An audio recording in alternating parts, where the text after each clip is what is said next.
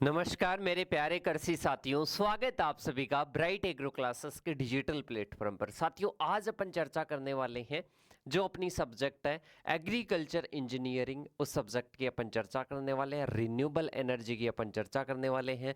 अपना एक टॉपिक हो चुका है और आज का जो टॉपिक रहने वाला है, आज का जो सेशन रहने वाला है वो सेकेंड टॉपिक का रहने वाला है। और कहीं ना कहीं अपन किसके बारे में पढ़ रहे थे, इस सब्जेक्ट में किसके बारे में पढ़ रहे थे कि सर हम तो भूल गए, हमारे को तो याद ही नहीं है। बेटा ऐसे कैसे चलने वाला है, ऐसे नहीं चलने वाला है। अपन पढ़ रहे थे एनर्जी के बारे में। किसके बारे में पढ़ रहे थे बेटा? एनर्जी या ऊर्जा के बारे में पढ़ रहे थे। कि सर ऊर्जा के बारे में क्यों पढ़ रहे थे अपन, क्या ऐसा रीजन था? इसका मेन रीजन ये था कि जो एनर्जी है अपन कई सारे सोर्सेस से लेते हैं। एक सोर्स जो स्रोत है, स्रोत दो प्रकार के होते हैं। एक जिनको दोबारा से बनाया जा सकता है, जिनको दोबारा से बनाया जा सकता है, जिनको दोबारा से नहीं बनाया जा सकता है, दो प्रकार के होते हैं। अब भाई साहब, जिनको दोबारा से बनाया जा सकता है उनका तो बार बार आप प्रयोग करो, और जिनको दोबारा से नहीं बनाया जा सकता है, जो कि कहीं ना कहीं प्रकृति को एक नुकसान पहुंचाते हैं, उनका ज्यादा उपयोग करने से प्रकृति कहीं ना कहीं खुद को हार्म या नुकसानदायक महसूस करती है। तो ऐसा अपने को नहीं करना है। मतलब जिनको अपन दोबारा नहीं बना सकते हैं, वो लिमिटेड सोर्सेस है, उनको अपने को क्या करना है, कम से कम उपयोग करना है। तो यही अपने एनर्जी के क्या थे, सोर्सेस थे, ताकि अपने को लागत, एनर्जी क्यों जरूरी है बेटा? कोई भी कार्य करोगे, किसी भी प्रकार का कार्य करोगे, तो कार्य करने के लिए क्या चाहिए? अरे कार्य करने के लिए क्या चाहिए कि सर ऊर्जा चाहिए। कार्य करने के लिए क्या चाहिए? ऊर्जा चाहिए। अब ऊर्जा अलग अलग प्रकार की होती है, तो कार्य करने के लिए क्या जरूरी है? ऊर्जा। अब अपन खेती भी करते हैं, हार्वेस्टिंग भी करते हैं, बुआई भी करते हैं, सारी चीजों में क्या चाहिए? निराई गुड़ाई सब में क्या चाहिए? ऊर्जा चाहिए। अब ये ऊर्जा अपन इस प्रकार की यूज करें ताकि अपने को कम से कम खर्च वहन करना पड़े, मतलब लागत कम से कम आए। तो इसी प्रकार से अपन क्या पढ़ रहे हैं? अपन क्या पढ़ रहे हैं बेटा? अपन पढ़ रहे हैं एनर्जी के बारे में, एनर्जी सोर्सेस के बारे में, रिन्यूएबल एनर्जी के बारे में और नॉन रिन्यूएबल एनर्जी के बारे में। तो पहला टॉपिक इंट्रोडक्शन का हो चुका था। इसमें अपन पढ़ेंगे कि जो एनर्जी अपन रिन्यूएबल के द्वारा, मतलब जिसको अपन दोबारा बना रहे हैं, उसके बारे में पढ़ेंगे। और आपको पता है दोबारा कोई भी एनर्जी को बनाते हैं तो उसके लिए बायोमास चाहिए होता है। क्या चाहिए होता है बेटा? बायोमास की जरूरत होती है। और इसके साथ में ही ये जो बायोमास है, इससे बायोफ्यूल बनता है। क्या बनता है? बायोफ्यूल बनता है, जैव ईंधन बनता है। क्या बनता है? जैव ईंधन बनता है। कई बार आपने देखा होगा बायोमास क्या होता है। ये दो वर्डों के बारे में अपन जानेंगे आज, ठीक है? सबसे पहले देखना कि जो बायोमास होता है, बायोमास अपन बोल सकते हैं कोई भी जीवित सामग्री है या हाल ही में कोई मरी हुई सामग्री है, ठीक है? आपको समझाने के लिए बोल रहा हूं। जैसे कि आपने कोई भी फसल है, फसल को क्या कर दिया? फसल की कटाई कर दी, उसके जो अपशिष्ट है, मतलब जो अवशिष्ट है, वो अवशिष्ट क्या होंगे? वो बायोमास होगा। या इसके साथ में ही अपन बात करें, कोई लकड़ियां वगैरह है कटी हुई है, तो उसको अपन क्या बोलेंगे? बायोमास बोलेंगे। इसके अलावा अपन बात करें जो गोबर है, जो पशुओं के द्वारा एक्सट्रैक्ट है, उसको अपन क्या बोलेंगे? बायोमास बोलेंगे। इसको अपन प्रोसेसिंग करके, इसको अपन प्रोसेसिंग करके इसको बायोफ्यूल में अपन बदल सकते हैं। किसमें बदल सकते हैं बेटा? बायोफ्यूल में अपन क्या कर सकते हैं? बदल सकते हैं। तो इसी प्रोसेस में, इसी लेक्चर में अपन इन्हीं सारे चीजों के बारे में क्या करने वाले बेटा? पढ़ने वाले हैं, स्टडी करने वाले हैं। तो सबसे पहले देखिएगा कि जो बायोमास है वो क्या होता है। क्या? सबसे पहले किसके बारे में देखेंगे? बायोमास के बारे में देखेंगे कि बायोमास क्या होता है। तो बायोमास हो सकता है मरी हुई, हाल ही में मरी हुई या मृत कार्बनिक पदार्थ बोल सकते हो, मृत कार्बनिक पदार्थ बोल सकते हो, या फिर इसके साथ में ही जीवित पदार्थ बोल सकते हो, जीवित पदार्थ बोल सकते हो। ये क्या होते हैं कि सर ये अपने होते हैं बायोमास। क्या होते हैं? बायोमास होते हैं। जैसे कि जीवित की बात करते हैं, पेड़ पौधे आ जाएंगे, पेड़ पौधे आ जाएंगे। इसके साथ में ही अपन बात करते हैं गोबर की खाद आ जाएगी, गोबर की खाद आ जाएगी। देखना बायोमास क्या होता है, गोबर की खाद। इसके साथ में ही अपन बात करें, जंगल में पेड़ पौधों की पत्तियां वगैरह होती है तो जंगल का कचरा बोल सकते हैं, जंगल का कचरा बोल सकते हैं। और आपको पता है कि भोजन के भी तो अवशेष बचते हैं, भोजन के भी तो क्या बचते हैं बेटा, अवशेष बचते हैं, तो वो भी क्या हो जाएगा कि सर वो भी अपने बायोमास हो जाएगा। तो ये सारे अपने क्या है, ये सारे अपने बायोमास है। एक और आप लिख लेना इसके अलावा, कृषि अपशिष्ट, कृषि अपशिष्ट आ जाएगा। कृषि अपशिष्ट किसको बोलोगे कि फसलों की कटाई कर लोगे, फसलों की कटाई कर लोगे, और फसलों की कटाई करने के बाद में जो अपशिष्ट बचता है उसको एग्रीकल्चर वेस्ट कहते हैं। क्या कहते हैं बेटा, एग्रीकल्चर वेस्ट कहते हैं। तो सबसे पहली कड़ी, मतलब अपन क्या कर रहे थे, अपन ऊर्जा के बारे में पढ़ रहे थे कि ऊर्जा क्या है, कार्य करने की इकाई है। मतलब कार्य किसके द्वारा करना होता है, एनर्जी। मैं अगर पढ़ा रहा हूं तो मेरे अंदर क्या है, एनर्जी। मैंने भोजन लिया होगा, कुछ भी किया होगा, ठीक है। अब वो एनर्जी आई, अब उस एनर्जी का निर्माण कैसे हुआ, उस एनर्जी का निर्माण कैसे हुआ, तो भाई साहब इसी प्रकार से एनर्जी का निर्माण करने के लिए पहली रिक्वायरमेंट है बायोमास। क्या है, बायोमास। ये मर्त कार्बनिक पदार्थ भी हो सकते हैं, जीवित पदार्थ भी हो सकते हैं, जैसे कि पेड़ पौधे आ गए, गोबर की खाद आ गई, इसके साथ में जंगल का कचरा आ गया, और भोजन के अवशेष आ गए, कृषि अपशिष्ट आ गए। ये सारे क्या है बेटा, ये बायोमास है। क्या है बेटा, बायोमास है। तो बायोमास के बारे में समझ में आ गया, बायोमास के बारे में समझ में आ गया क्या, किस किस साथी को क्लियर है कि बायोमास क्या होता है। अब इनसे क्या बनता है, बायोफ्यूल बनता है। क्या बनता है बेटा, बायोफ्यूल बनता है। तो बायोफ्यूल की डेफिनेशन क्या लिखोगे कि ऐसा ईंधन, फ्यूल का मतलब क्या होता है, ईंधन। तो मैं इसको लिख दूं हिंदी में जैव ईंधन, जैव ईंधन लिख दूं। यहां पर क्या लिखोगे कि ऐसा ईंधन, ऐसा ईंधन जो कि बायोमास के द्वारा, बायोमास के द्वारा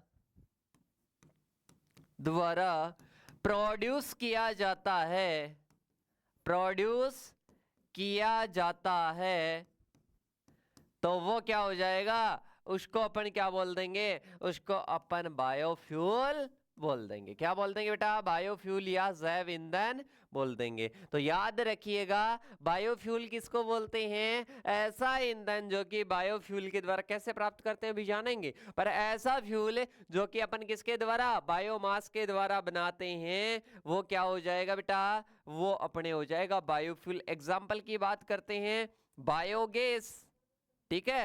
इंग्लिश वाले हिंदी वाले थोड़ा सा देखना, इतनी में कोई दिक्कत नहीं है। बायोगैस लिख लो, ऐसे लिख लो, वैसे लिख लो। बायोगैस के बाद में आता है बायोडीजल, इसका तो नाम सुना होगा अच्छे से, जेट्रोपा के द्वारा बनाया जाता है, बायो डीजल आ जाएगा। और बायोडीजल के बाद में एक आता है बायो एथेनॉल, बायो एथेनॉल आ जाएगा। तो बेटा ये क्या है, ये अपने बायोफ्यूल है। क्या है, ये अपने बायोफ्यूल है। तो याद रखिएगा, ऐसा ईंधन जो कि बायोमास के द्वारा प्रोड्यूस किया जाता है उसको कहा जाता है बायोफ्यूल। और एग्जाम्पल की बात करते हैं, बायोगैस आ जाएगा, बायोएथेनॉल आ जाएगा, बायोडीजल आ जाएगा। अब इसमें कोई भी मेरे हिसाब से कोई भी डाउट नहीं है। बायोमास हो गया, बायोमास क्या होते हैं, इनके द्वारा किसका निर्माण करते हैं, बायोफ्यूल का निर्माण करते हैं। जैसे कि पेड़ पौधे आ गए, तो पेड़ पौधों में जैसे जेट्रोपा आ गया, अब जेट्रोपा से अपन ने क्या बना लिया, जेट्रोपा से बायोडीजल बना लिया। अब इधर है भाई साहब, जैसे कि गोबर की खाद है, गोबर से बायोगैस नहीं बनाते क्या, बायोगैस के प्लांट नहीं देखे, बायोगैस के प्लांट देखे होंगे कि एक टंकी नुमा संरचना होती है, उसमें गोबर की खाद वगैरह डाल देते हैं, वो सड़गल कर एक गैस निकलती है CH4 मीथेन, और इसके द्वारा कन्वर्ट करके और गैस चूल्हे को जला लेते हैं, दैट इज बायोगैस। वो क्या है बेटा, बायोगैस है। तो दोनों के बारे में आपको अच्छे से समझ में आ गया होगा। अब अपन चलते हैं आगे की ओर। आगे आपको एक फॉर्मूला याद रखना है कि बायोफ्यूल अपन जो बनाते हैं बायोफ्यूल जो बनाते हैं, बायोफ्यूल बनाने का एक फॉर्मूला है, सीधा सा फॉर्मूला है, और वो आपको क्या आ जाएगा कि बायोमास से बायोफ्यूल बनाने का फॉर्मूला है C3P3। क्या आ जाएगा बेटा? C3P3। क्या आ जाएगा फॉर्मूला? C3P3। अरे क्या आ जाएगा? C3P3। आपको याद रखना है, वैसे फॉर्मूला है नहीं, आपको याद करवाने के लिए है। तो सबसे पहले C फॉर कलेक्शन, फिर आ जाएगा C for conversion, C for conversion, C for cleaning, C for cleaning. फिर आता है भाई साहब, इसके आगे लिख लेना, ये यहां पर आ जाएगा P for processing, P for processing, P for production, P for production, P for performance. क्या आ जाएगा बेटा? परफॉर्मेंस आ जाएगा। देखिएगा, ये अपनी पूरी प्रोसेस है। बायोफ्यूल से अपन क्या बायोमास से अपन क्या बनाते हैं? बायो ईंधन बनाते हैं। तो उसकी प्रोसेस है कि सबसे पहले अपन क्या करते हैं? बायोमास को कलेक्ट करते हैं, कन्वर्जन करते हैं, क्लीनिंग करते हैं, फिर इस बायोमास की क्या करते हैं? प्रोसेसिंग करते हैं। कैसे करते हैं सारी चीजें समझाऊंगा। फिर प्रोडक्शन हो जाएगा। प्रोडक्शन के बाद में परफॉर्मेंस या एप्लीकेशन, मतलब परफॉर्मेंस मतलब जैसे कि बायोगैस तैयार हो गई यहाँ पर, उसका प्रोडक्शन हो गया, तो आप उसको क्या करो? अप्लाई करो, उसकी परफॉर्मेंस देखो। ठीक है, तो ये क्या होती है? पूरी प्रोसेस होती है 3C3P। मतलब C3 भी बोल सकते हो, 3P भी बोल सकते हो। तो 3C में क्या आ जाएगा? Collection, conversion, cleaning. फिर P for processing, P for production, P for performance. तो ये क्या हो जाएगा बेटा? ये अपनी पूरी प्रोसेस हो जाएगी बायोमास से बायोफ्यूल बनाने की। इस प्रकार से लिख कर आओगे, शानदार नंबर देंगे। अब बोलोगे क्या इसको? C for collection, C for conversion, C for cleaning, फिर आता है P for processing, P for production, P for performance. तो ये क्या है? 6 स्टेप है अपनी। अब इसके बाद में अपन चलते हैं बेटा आगे की ओर। आगे आता है, मतलब सबसे पहले अपने को क्या करना है? सबसे पहले अपने को बायोमास को कलेक्ट करना है। कलेक्ट करने के बाद में उसको अलग अलग मेथड से कन्वर्ट करना है, और कन्वर्ट करने के बाद में उसका क्या करना है? क्लीनिंग करनी है, फिर प्रोसेसिंग करनी है। प्रोसेसिंग के बाद में प्रोडक्शन हो जाएगा, और प्रोडक्शन के होने के बाद में क्या हो जाएगा बेटा? परफॉर्मेंस चेक कर लो, मतलब यूज कर लो उसको। क्या कर लो? यूज कर लो, या परफॉर्मेंस चूज कर लो। अब इसके बाद में अपन करते हैं आगे की ओर बात है, और आगे आता है टाइप्स ऑफ बायोफ्यूल, या हाउ जो अपने बायोमास है उसको किस प्रकार से अपन प्रयोग करते हैं। जैसे कि अपन बात करते हैं, जो शुगर क्रॉप्स होती है, उनसे अपन बायो एथेनॉल का क्या करते हैं? प्रोडक्शन करते हैं। बायो एथेनॉल का क्या करते हैं? प्रोडक्शन करते हैं। क्या करते हैं बेटा? प्रोडक्शन करते हैं। शुगर क्रॉप्स में क्या आ जाएगी? एक तो मेज आ जाएगी, और एक क्या आ जाएगी? Sugar cane. इनसे मुख्यतः अपन ये बनाते हैं। और आपको पता है, जैसे कि बायोडीजल अपन जेट्रोपा, जो कि ऑयल सीड क्रॉप्स होती है, उनसे बनाते हैं। बायोगैस जो होती है वो गोबर की खाद वगैरह उनसे बनाते हैं। तो वो सारी चीज़ें मैंने पहले ही आपको लिखवा दी है। और इसके साथ में बायोचार या सिनगैस, बायोचार और सिनगैस, ये किससे बनाते हैं? जो एग्रीकल्चर वेस्टेज होता है, एग्रीकल्चर वेस्ट होता है, उससे बनाते हैं। किससे बनाते हैं बेटा? कोई एग्रीकल्चर वेस्ट है या फिर कोई वुड है, मतलब कृषि के जो भी अपशिष्ट है और इसके साथ में लकड़ी वगैरह है, उनसे बायोचार या क्या बनाते हैं? शीन गैस बनाते हैं। बायोगैस या क्या बनाते हैं? शीन गैस बनाते हैं। तो ये अपने क्या हो जाएगी? पूरी प्रोसेस हो जाएगी, कंप्लीट प्रोसेस हो जाएगी। उसमें रिक्वायरमेंट कि बायोडीजल बनाते हैं, ऑयल सीड्स क्रॉप का प्रयोग करते हैं, जेट्रोपा का प्रयोग करते हैं, सारी चीज़ें हो गई। अगर सिनगेश अपने को बनानी है, बायोचार बनाना है, तो उसके लिए क्या चाहिए? एग्रीकल्चर वेस्ट और इसके साथ में वुड चाहिए। अब इसके बाद में अपन चलते हैं आगे की ओर। आगे अपने आता है जो अपने टेक्निक्स अपन यूज करते हैं बायोमास को कन्वर्ट करने के लिए, कन्वर्जन करने के लिए प्रयोग करते हैं। उसमें सबसे पहली प्रोसेस आती है थर्मोकेमिकल। याद रखना, भी आगे सारी चीजें बता दूंगा। थर्मो केमिकल आती है, और थर्मोकेमिकल में मैं बात करूं तो मुख्यतः दो प्रोसेस होती है। इसमें अपन क्या करते हैं? हीट से, मतलब इसमें क्या करते हैं? थर्मो का मतलब ही क्या होता है? टेम्परेचर। मतलब हीट से उसको क्या करते हैं? कन्वर्ट करते हैं। क्या करते हैं बेटा? कन्वर्ट करते हैं। हीट से क्या करते हैं? कन्वर्ट करते हैं। और इसमें दो प्रोसेस होती है, दो स्टेप होती है। सबसे पहले पायरोलाइसिस, पायरोलाइसिस, और एक होता है गैसिफिकेशन। गैसिफिकेशन आ जाएगा, और एक क्या आ जाएगा? पायरोलाइसिस आ जाएगा। ठीक है, मतलब थर्मोकेमिकल बेटा सबसे पहले याद रखना, सारी चीजें कॉन्सेप्ट वाली है। इसमें सबसे पहले अपन ने देखा कि अपन जो बायोमास से बायोफ्यूल बना रहे हैं, तो उसमें सेकंड प्रोसेस क्या थी? पहली कलेक्शन, फिर कन्वर्जन। तो कन्वर्जन के लिए अपने को अलग अलग टेक्निक्स होती है। सबसे पहले थर्मोकेमिकल, मतलब उसको क्या करते हैं? टेम्परेचर देकर उसको तोड़ते हैं, बायोमास को तोड़ते हैं। और उसमें पायरोलाइसिस या गैसिफिकेशन, दो टेक्निक्स आप किसमें? थर्मोकेमिकल में यूज ले सकते हो। इसके बाद में आती है बायोकेमिकल कन्वर्जन। बायोकेमिकल कन्वर्जन कौन सा आ जाएगा बेटा? बायोकेमिकल कन्वर्जन आ जाएगा, जिसमें अपन क्या करते हैं? बैक्टीरिया और जो एंजाइम होते हैं, उनसे बायोमास को क्या करते हैं? चेंज करते हैं। जैसे कि फर्मेंटेशन, फर्मेंटेशन किण्विकरण हो जाएगा, फर्मेंटेशन हो जाएगा या किण्विकरण हो जाएगा। मतलब इसमें क्या करते हैं अपन? किण्वन करवाते हैं। क्या करवाते हैं बेटा?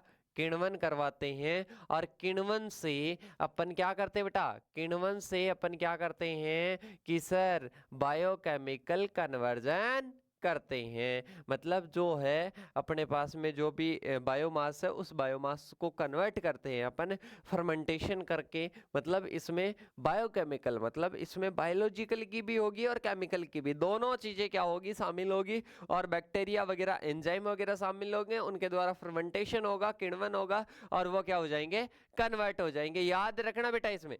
अब इसके बाद में आता है, इनमें अपघटन होता है हीट देकर, टेम्परेचर देकर। फिर आता है केमिकल कन्वर्जन, मतलब इसमें क्या होता है? इसमें ओनली केमिकल कन्वर्जन, इसमें बायोकेमिकल था, इसमें ओनली क्या आ जाएगा? केमिकल कन्वर्जन आ जाएगा, केमिकल कन्वर्जन आ जाएगा। केमिकल कन्वर्जन में क्या होता है? इसमें जैसे कि बायोडीजल अपन बनाते हैं, तो उसके लिए अपन क्या करते हैं? बायोडीजल बनाने के लिए, बायोडीजल बनाने के लिए अपन केमिकल कन्वर्जन का क्या करते हैं? प्रयोग करते हैं। दोनों के बारे में डिटेल से याद रखना। तो आपको पूछ ले टेक्निक्स, टेक्निक्स का और भी ज्यादा डिटेल्स हैं, पर एक बार आप शॉर्ट में पहले जैसे जैसे मैं लिखवा रहा हूँ, वैसे आपको बताया कि लिखने की भी अपनी क्या है? धीरे धीरे हैबिट है, तो आराम से लिखते रहिएगा। ठीक है, और इसके साथ में ही अपन चलते हैं आगे की ओर। आगे लास्ट आता है मैकेनिकल कन्वर्जन। मैकेनिकल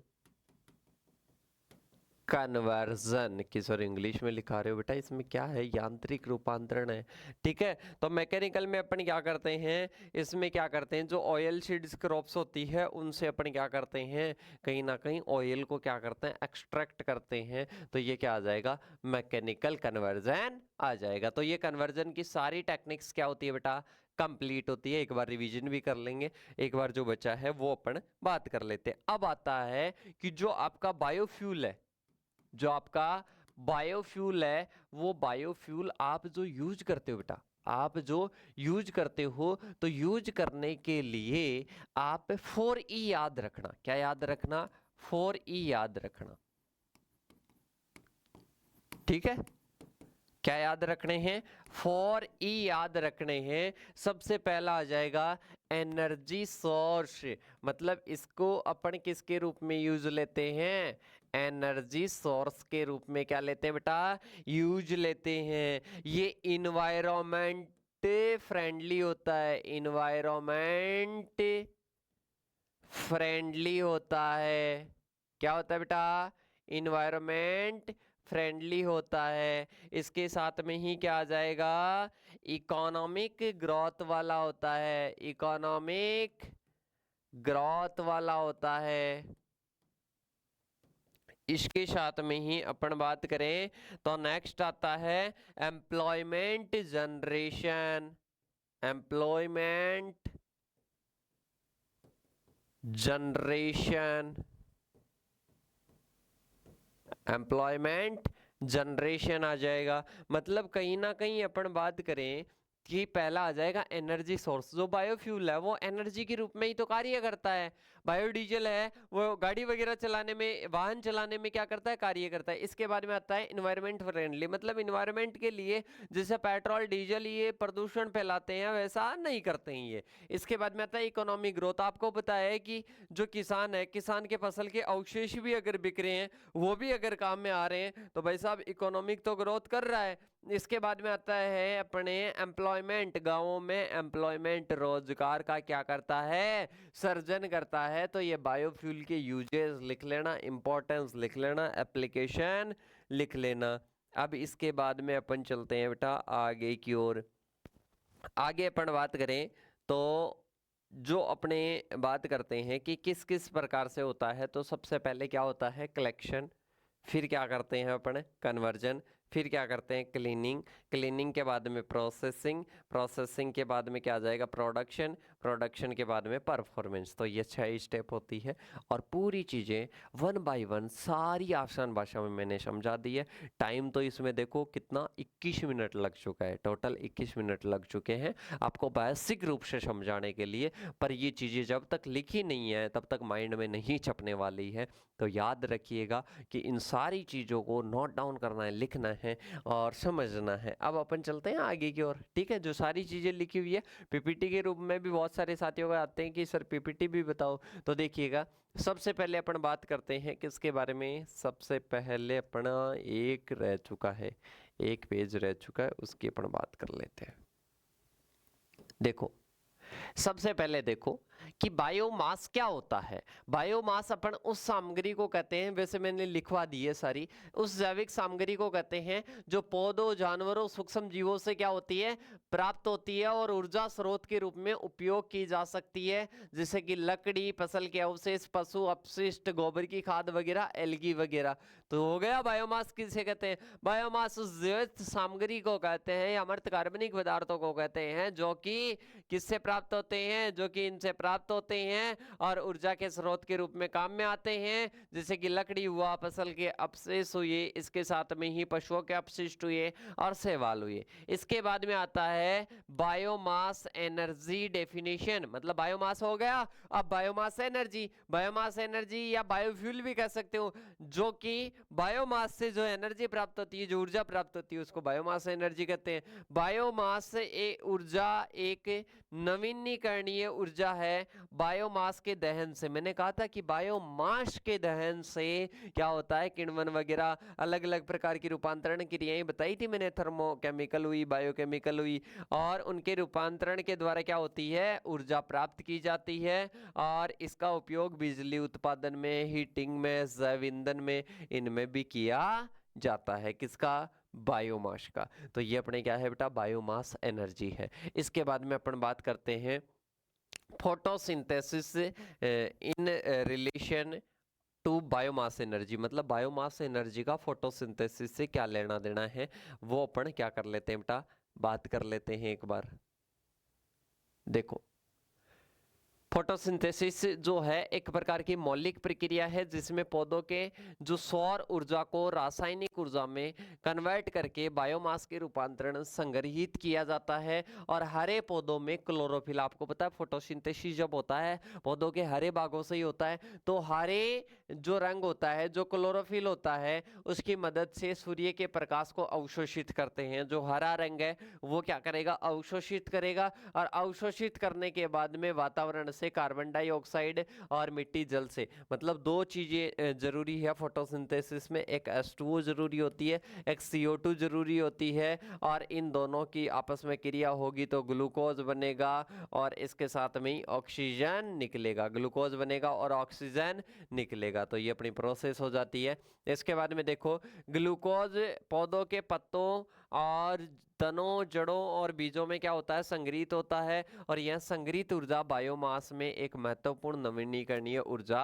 बनाती है। जब बायोमास को जलाया जाता है तो जैव ईंधन में परिवर्तित हो जाती है और ऊष्मा मुक्त करती है। मतलब सीधा सा आप समझ लो बेटा, सीधा सा आपको क्या करना है, समझना है। जैसे कि ये अपना कोई प्लांट है, ठीक है, अब इस प्लांट में ज्यादा से ज्यादा प्रोडक्शन कब होगा, जब फोटोसिंथेसिस अच्छे से होगा। फोटोसिंथेसिस अच्छे से कब होगा, जब हरा भाग होगा। हरे भाग में जब फोटोसिंथेसिस अच्छे से होगा, कब होगा, जब H2O और CO2 अच्छे से होगी। ये दोनों क्या बनेगी, ये क्या बनाएगी बेटा, ग्लूकोज बनाएगी। क्या बनाएगी, ग्लूकोज बनाएगी। और ये ग्लूकोज इन पत्तों में, तनों में, जड़ों में, इनमें क्या होगा, संग्रहित होगा। क्या होगा, संग्रहित होगा। और संग्रहित होने के बाद में अपने को पता है अपन किसको जलाते हैं, अपन जो पौधों के अवशेष होते हैं उनको क्या करते हैं, दहन करके ऊर्जा प्राप्त करते हैं। उनका दहन करके क्या करते हैं बेटा, ऊर्जा प्राप्त करते हैं। और इसी को तो क्या कहते हैं, इसी को तो, इससे जो ऊर्जा प्राप्त होती है बायोमास एनर्जी, इसी को तो कहा जाता है कि सर बिल्कुल सही बात बोल रहे हो। तो बेटा ज्यादा ऊर्जा कब प्राप्त होगी, जब प्रकाश संश्लेषण अच्छे से होगा और तने वगैरह में ग्लूकोज वगैरह अच्छे से बनेगा, अच्छे से उनकी ग्रोथ होगी। तो बहुत रिलेशन रखता है फोटोसिंथेसिस। फोटोसिंथेसिस अच्छे से होगा तो ऊर्जा क्या मिलेगी, अच्छे से मिलने वाली है। इसके बाद में अपन बात करते हैं आगे की ओर, ये वाला हो गया। अब बात करते हैं टाइप्स ऑफ बायोमास। बायोमास अलग अलग प्रकार का होता है एग्रीकल्चर बेस का, जिसमें सबसे पहले फसलों के अवशेष होते हैं, ऊर्जा फसलें होती है जैसे कि मक्का, गन्ना, ज्वार, मैंने कहा था इनसे प्राप्त होता है बायो एथेनॉल, बायो एथेनॉल। इसके बाद में आता है कृषि औद्योगिक अपशिष्ट, पशुओं का अपशिष्ट, ये क्या है, बायोमास। बायोमास के सोर्सेस मैंने बता दिए थे कहाँ कहाँ से प्राप्त होता है, ये भी आप लिख सकते हो। इसके बाद में आता है सोर्सेस ऑफ बायोमास। क्या आ जाएगा, सोर्सेस ऑफ बायोमास। और अब देखिएगा सोर्सेस ऑफ बायोमास में अपन सबसे पहले बात करते हैं कि कृषि के अवशेष आ जाएंगे, और इसके साथ में ही वनों के अवशेष, ऊर्जा फसलें जैसे कि मक्का, जो गन्ना है, ज्वार है, वो आ जाएगी। पशुओं के अपशिष्ट, शैवाल, नगर पालिका और औद्योगिक कचरा, इस सारे को क्या किया जाता है, इसको एकत्रित किया जाता है, कन्वर्जन किया जाता है, फिर इसके बाद में क्लीनिंग की जाती है, प्रोसेसिंग की जाती है, प्रोडक्शन किया जाता है, और फिर परफॉर्मेंस है। तो ये अपने सारे क्या होते हैं बेटा, ये सारे अवशेष है। किसके अवशेष है, ये अवशेष है अपने बायोमास के। इसके बाद में आते हैं कैरेक्टरिस्टिक्स ऑफ बायोमास फ्यूल।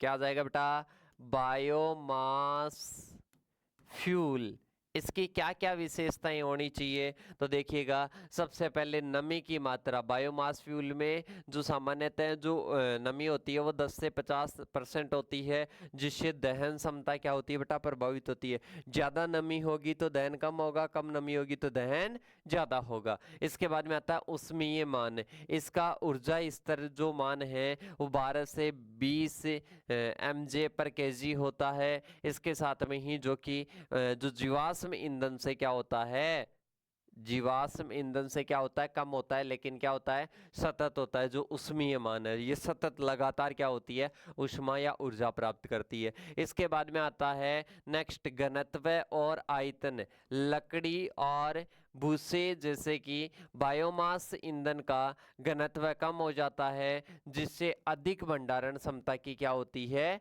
आवश्यकता होती है। तो घनत्व और आयतन क्या होता है, अधिक होता है। राख की मात्रा इसमें इसमें कोयले की तुलना में कम राख होती है, जिससे प्रदूषण भी क्या होता है, कम होता है। मेन तो प्रदूषण की बात कर रहे हैं, इन्वायरमेंट फ्रेंडली की बात कर रहे हैं।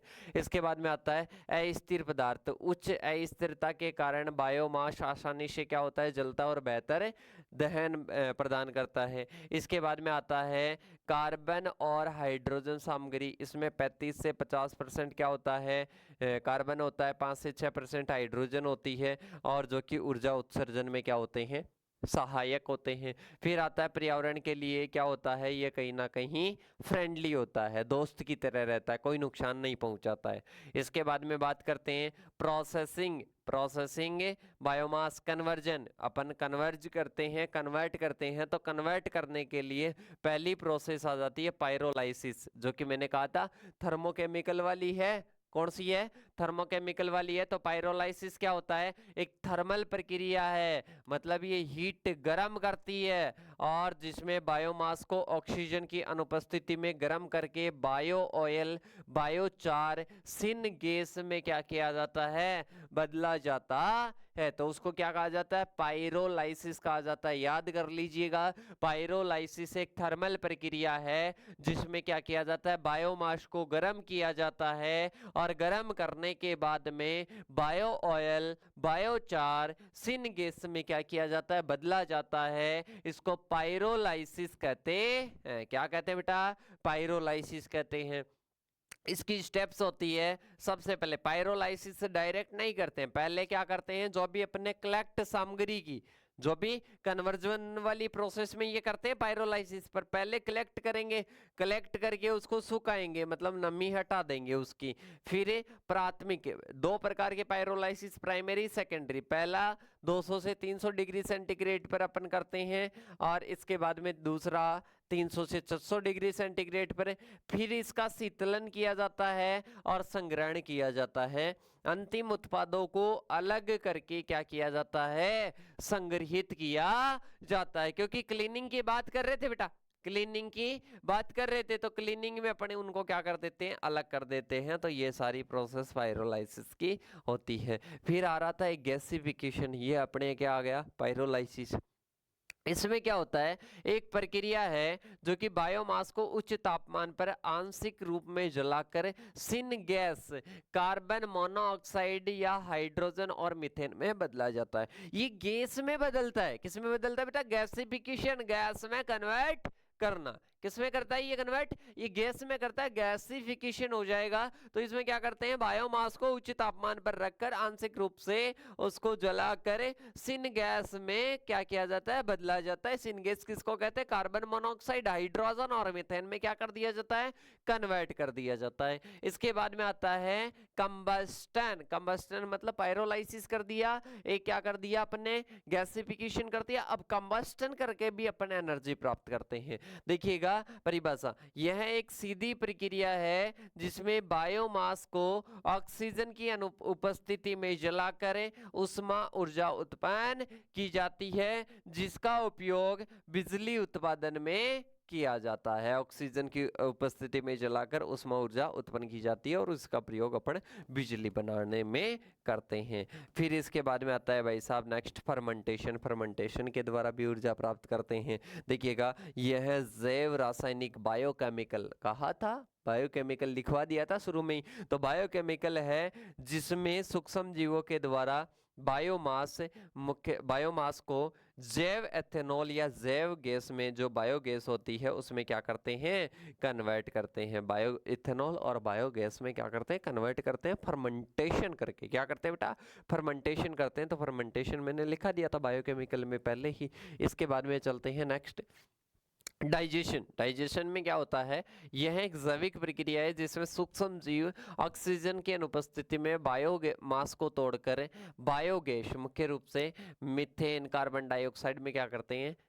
कन्वर्ट करते हैं। आपने देखा होगा कि बहुत सारे क्या होते हैं सूक्ष्म जीव जो कि अपघटन का कार्य करते हैं। अपघटन करते समय वो क्या करते हैं, CO2 और मीथेन वगैरह ये क्या करते हैं, ये एक्सट्रैक्ट करते हैं, उत्सर्जित करते हैं, तो वही है डाइजेशन। डाइजेशन में क्या होता है, ये कहीं ना कहीं सूक्ष्म जीव की जो सूक्ष्म जीव ऑक्सीजन की अनुपस्थिति में क्या करते हैं, बायोमास को तोड़ते हैं, तोड़कर गैसों का निर्माण करते हैं। तो गैसों के बारे में ही तो पढ़ रहे हैं, तो डाइजेशन भी होता है जो सूक्ष्म जीव करते हैं। फिर आता है बायोफ्यूल, कौन कौन से हैं, जो कि मैंने पहले ही लिखवा दिया था। बायो एथेनॉल जो कि गन्ना और मक्का से तैयार करते हैं। बायोडीजल जो कि इन वनस्पति तेल वगैरह जेट्रोपा वगैरह से, जेट्रोपा याद रखना, जेट्रोपा से तैयार करते हैं। फिर बायोगैस आ जाएगा जो कि गोबर वगैरह खाद्य अपशिष्ट वगैरह है उनसे अपन तैयार करते हैं। फिर बायोचार, बायोमास के पायरोलाइसिस से एक ठोस ईंधन प्राप्त होता है। फिर सिन गैस, गैसीकरण प्रक्रिया द्वारा उत्पादित कार्बन मोनोऑक्साइड और हाइड्रोजन का जो मिश्रण होता है, कार्बन मोनोऑक्साइड और हाइड्रोजन का जो मिश्रण होता है उसको सिन गैस कहा जाता है। क्या कहा जाता है, सिन गैस कहा जाता है, ये जरूर याद रखना। ठीक है, इसके बाद में अपन बात करते हैं यूजेज ऑफ बायोफ्यूल। बायोफ्यूल का क्या किस किस में यूज करते हैं, परिवहन में, बिजली उत्पादन में, रसोई गैस में, औद्योगिक अनुप्रयोग में, कृषि में और पर्यावरणीय लाभ में। तो बेटा रिक्वेस्ट आपकी यही रहेगी, जो मैंने सारी चीज़ें शुरू में भी बताई थी वो भी आपको क्या करनी है, साथ के साथ में लिखना है। किसी प्रकार का कोई भी डाउट हो वो हमारे से कंसल्ट कर सकते हो, 8690596638 वो अपने नंबर है। इसके साथ में सारे बच्चे जो भी लाइव में नहीं जुड़ पाते हैं, लाइव में जुड़ने की कोशिश कीजिएगा। जो यूट्यूब पर डेमो क्लास के रूप में देख रहे हैं उन सभी साथियों से रिक्वेस्ट है कि अपने एप्लीकेशन पर कंप्लीट क्लासेस चल रही है, और अगर किसी भी प्रकार का कोई भी डाउट है तो बेटा आप हमारे से कांटेक्ट कर सकते हो। और इसके साथ में ही अब अपन मिलेंगे नेक्स्ट वीडियो के साथ में, तब तक के लिए जय जवान जय किसान साथियों।